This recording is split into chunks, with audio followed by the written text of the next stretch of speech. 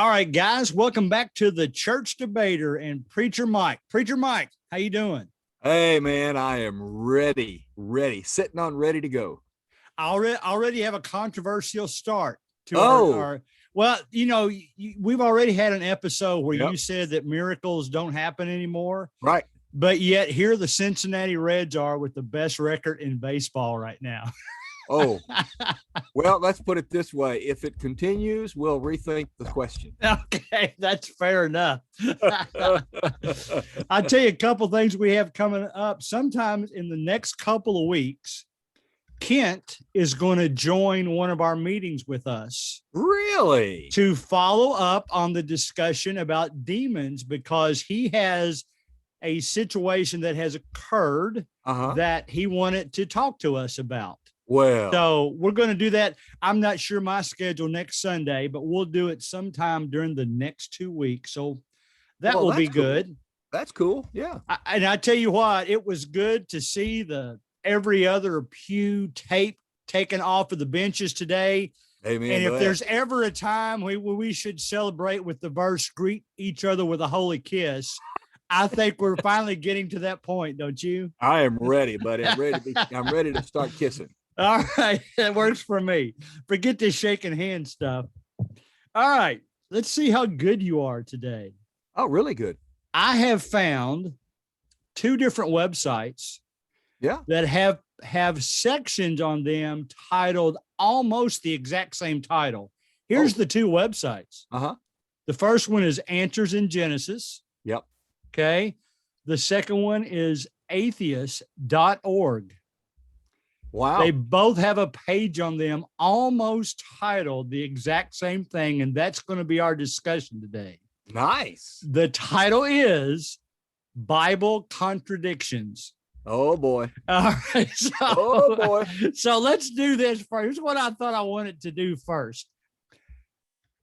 Tell us a couple of the Bible contradictions that you feel come up all the time, and what our correct view should be of those.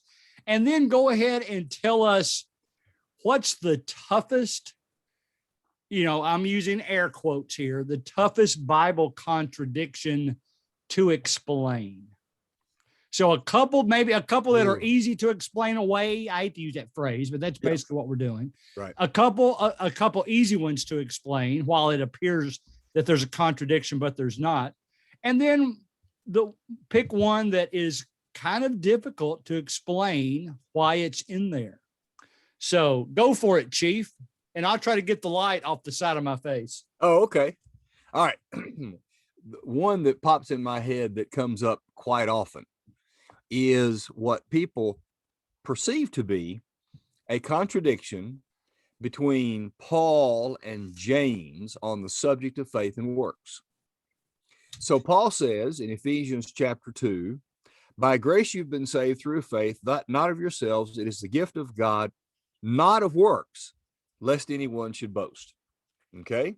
Then you come over to James, and James says, let's see, faith without works is dead also. So Paul says it's not by works that you're saved, but James says faith without works is dead. So apparently Paul didn't believe in works and James did. That's one of the first controversies that I think of when somebody says that. Okay. Well, the difference is, and the reason that it's not that difficult is that Paul also in Ephesians chapter 2 admits that we are still workers. Verse 10, we are his workmanship and created in Christ Jesus for good works, which God prepared beforehand that we should walk in them. Paul went on to say 2 verses later, we must do good works. So here's where the controversy comes. Paul said not of works. James says faith without works is dead. Excuse me. Paul went on to say his explanation was not of works, lest anyone should boast. Right. So his view of works was there are no works that are part of salvation that allow you to pat yourself on the back and say, I'm saved. Look at me. I did so well. James says you can't be a faithful person and be saved unless you have works. So that's the whole point. And they're not in contradiction. They're talking about two different kinds of works. Paul's talking about works by which you try to boast, and James is talking about the works that God requires. But so did Paul. So that's one that comes up all the time, and I think it's pretty easy. Let me stop you and just make a comment on your comments.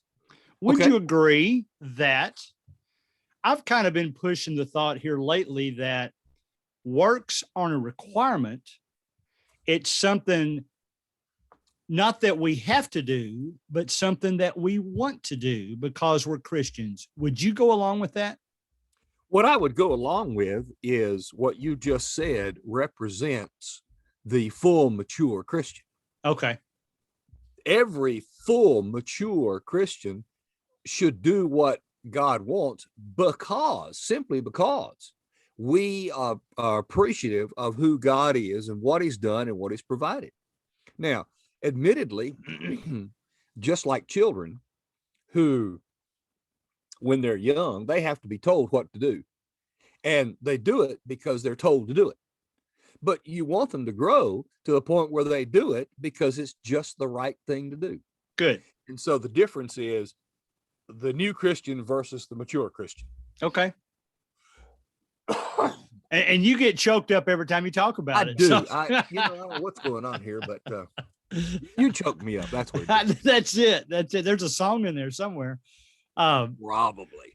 Pick another one that's you think is relatively easy to explain, but then pick one that's sometimes tougher to explain what appears to be a contradiction. And then after that, I'll mention some of the ones off of both of those websites. Okay. How about another one that I have talked about before? Jesus in the Sermon on the Mount made a statement when he said, I did not come to destroy the law. I came to fulfill the law. I did not come to destroy it. Well, depending on what version you use, there is a version, there's a popular version out there. I think it's the ESV even says it. It says, I did not come to abolish the law. That's how it is translated in Matthew chapter 5.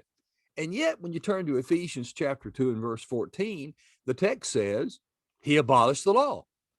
So here's a contradiction that is based upon translation, not upon idea. The first controversy had to do with understanding the point being made. This controversy is solved when you see what the original words were. So if you are reading in the Bible and you see Jesus said, I didn't come to abolish the law. And then later you read in Ephesians 2 that the law was abolished. Your first thought probably is, since the words abolish are used, probably the same Greek word. Not true. Two different Greek words. The one in Matthew 5:17 is a word that means I did not come to interrupt or to make light of or to destroy it, to keep it from being done. Okay. He came to fulfill it.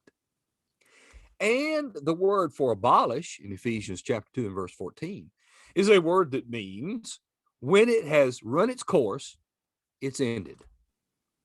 So Jesus said, I didn't come to interrupt the law, which is true. He wanted to fulfill it. But once it's fulfilled, it ended on its own. It was abolished. It was set aside.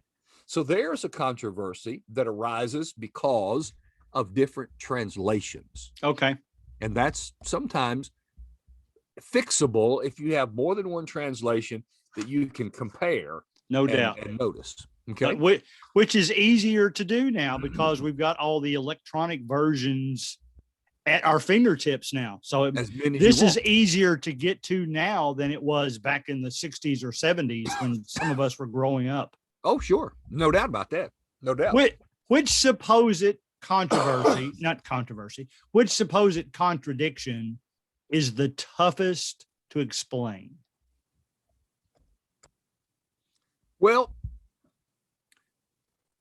when you hear that God is gracious and loving and doesn't want anyone to be lost, 2 Peter 3 verse 9.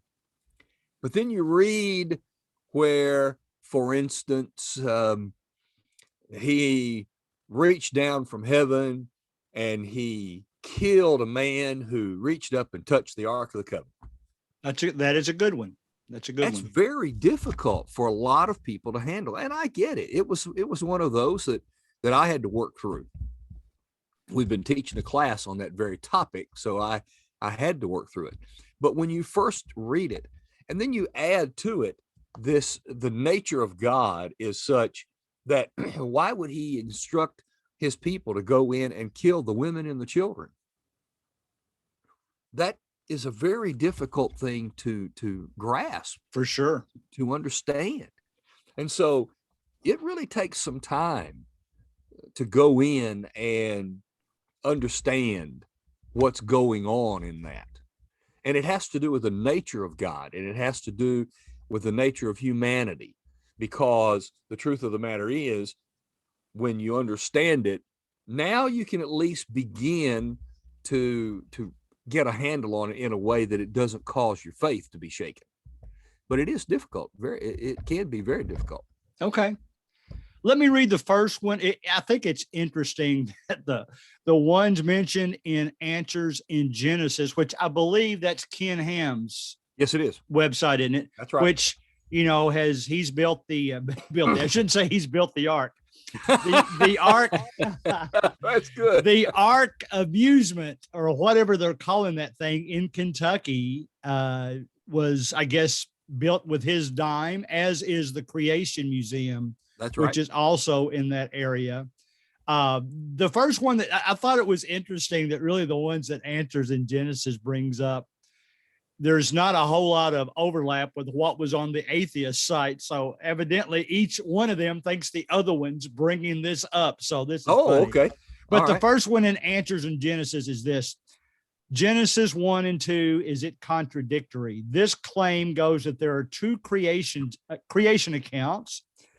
Genesis 1 and 2 give different accounts. In chapter 1, man and woman are created at the same time after the creation of animals.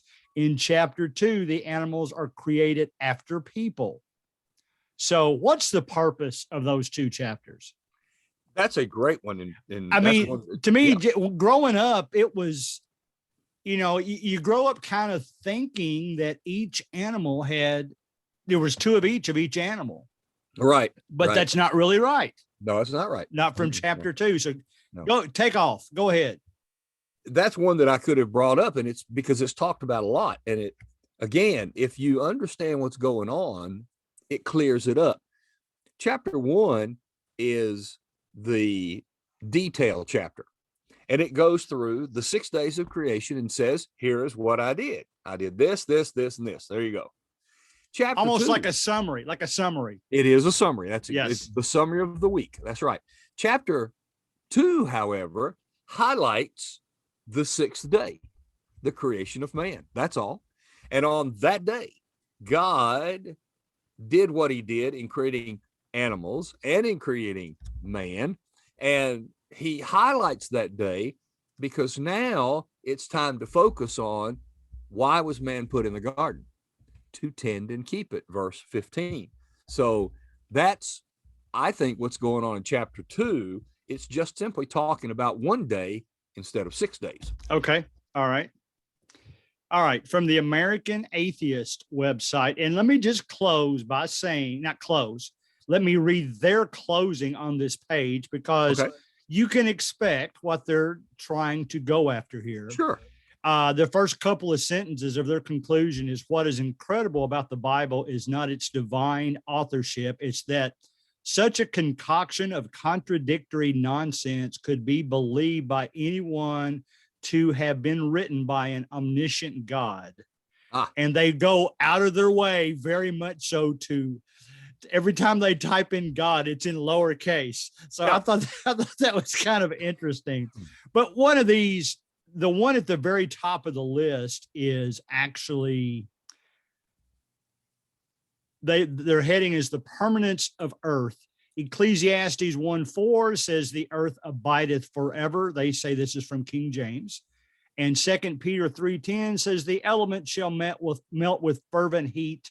The earth also and the works that are therein shall be burned up. So one verse says it abideth forever. Another verse says it will be burned up. Yeah. Yeah, I know what you're saying. I know All exactly. right. Now, All right. yeah. And so what he's talking about is the in Ecclesiastes, he is talking about, as the writer is dealing with, the writer had gone off on his path of faithfulness, and he had gotten into everything that a human could do. As Solomon was, he was the king. He could have access to anything he wanted. And he would go into the text and he would say, everything that I wanted was right there. I had wine, women, and song. I mean, that's basically what he said. And so his whole point was that life, you're going after life with that mentality, it's worthless. It's come up vain. It's vanity. So what his point is God is saying, one generation passes away, another generation comes, the earth abides forever. The sun also rises, sun goes down and hastens to the place where it goes. He is simply saying life will continue. You can have a vain life if you want to, but life will continue until God ends it. To say that something is forever and call it a physical thing that is forever, that is impossible. In fact, right. That's the biggest problem that atheists have. Atheists have no answer for the beginning. None. They say, oh yeah, we do. Big Bang.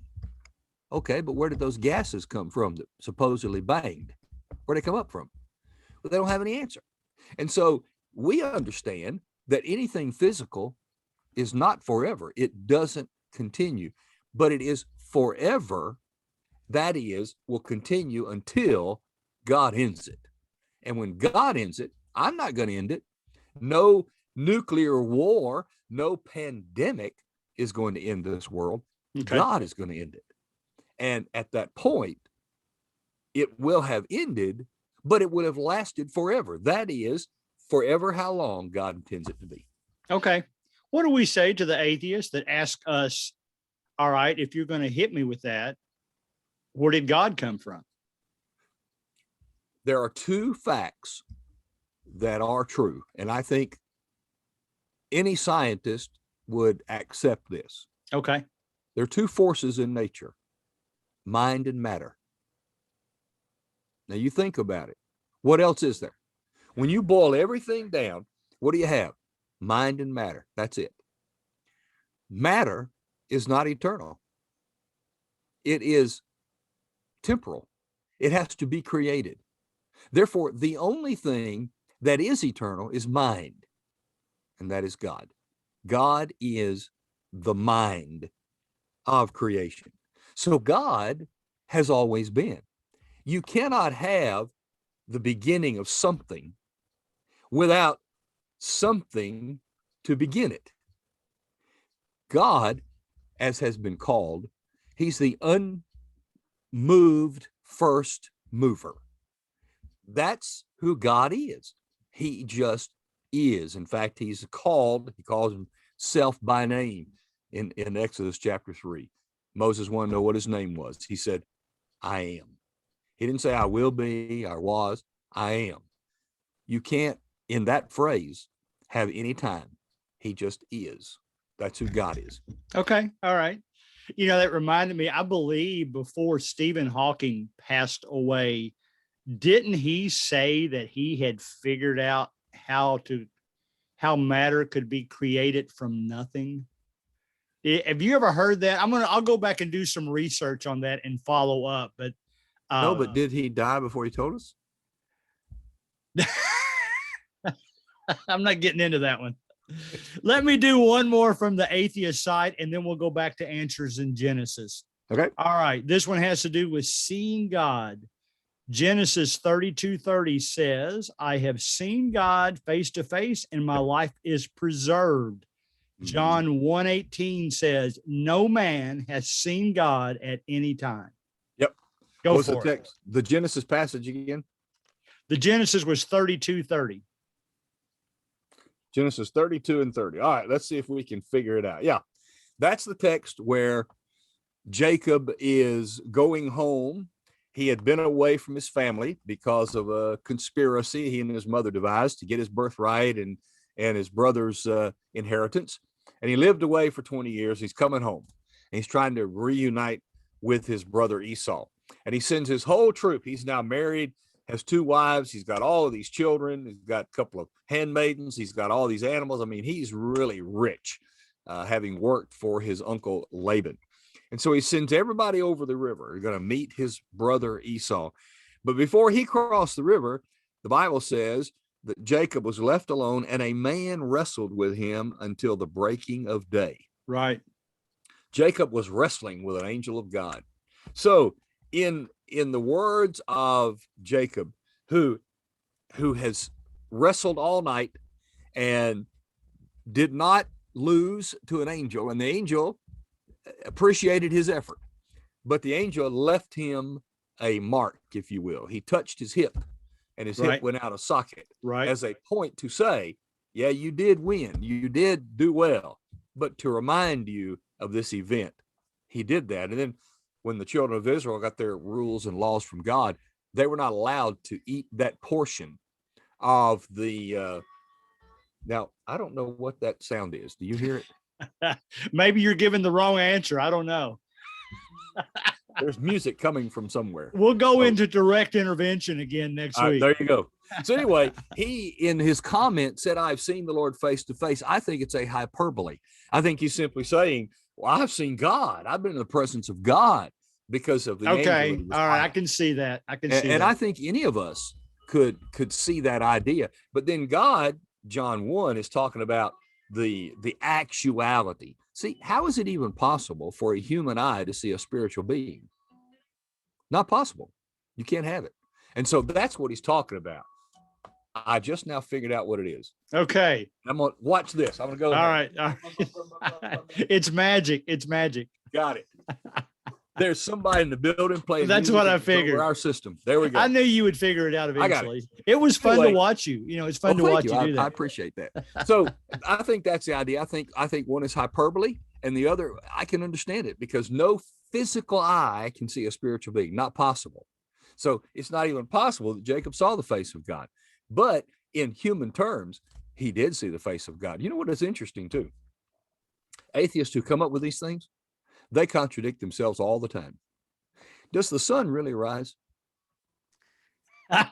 That's good. That's good. No, the sun doesn't rise. The earth turns. Right. Does the sun set? No.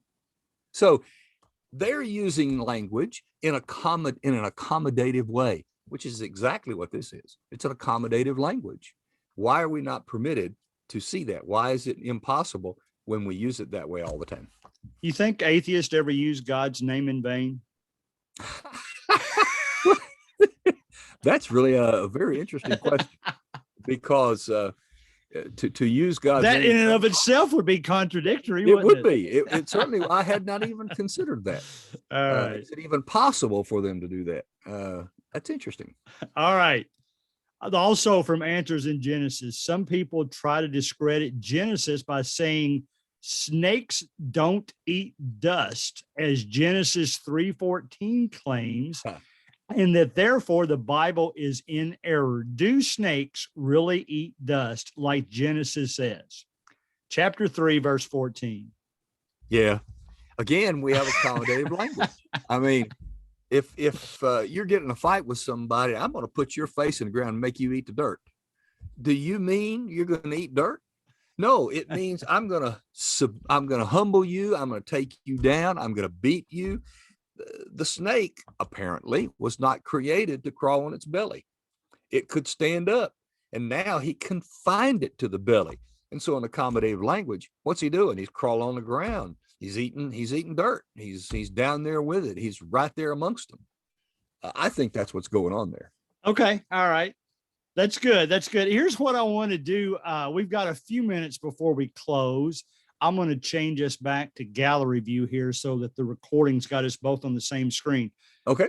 By the way, when you were mentioning how the eyes don't see spiritually, it just made me think of not some trivia, but some science. Our eyes, because of the way they're made in the front, when we pull images in, they're actually going into our eye upside down. That's right. And the eye, the way the eye is designed turns the image right side up as we're seeing them. And in an experiment that we do in class sometime is if you hold a spoon in front of your face, a silver spoon, one that you can that will reflect. Yeah.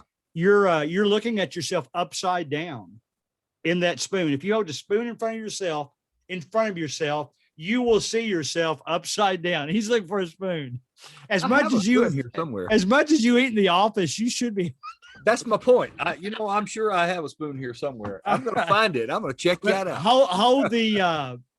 I don't know the difference between the convex. Convex. That's the word. I couldn't concave, convex. I always get those. That's why I'm a math teacher, man. Yeah. If you hold it in front of your face, the image that you see reflecting back to you will be upside down, which is similar to the curve of the eye. So that's how those eyes work. Man. I'm going to give our viewers here some homework because there is several of these that we don't have time to go into each one of them, but look up some of these. These were all mentioned on the Answers in Genesis site.